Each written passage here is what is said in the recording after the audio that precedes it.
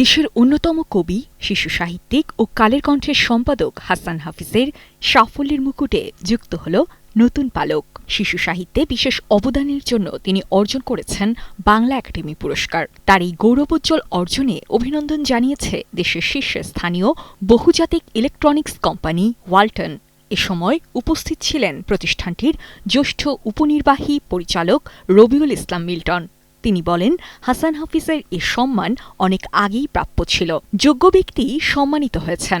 এদিকে কালের কণ্ঠের সম্পাদক হাসান হাফিজ তার প্রতিক্রিয়ায় দেশের সার্বভৌমত্ব রক্ষায় সকলকে ঐক্যবদ্ধভাবে কাজ করার আহ্বান জানান। পাশাপাশি তিনি প্রধানমন্ত্রী তারেক রহমানকেও ধন্যবাদ জানান। জনাব তারেক রহমানের খুবই শিষ্টতা এবং বদ্ধজনচিত আচরণ, এটা আনলাইক প্রধানমন্ত্রী। প্রোটোকলকে ভেঙে আমি দেখেছি নিজে। ফলের নির্যাস ও দুধের সমন্বয়ে পোলার টর্নেডো গ্রিন অ্যাপল আইসক্রিম। মন ভালো থাক।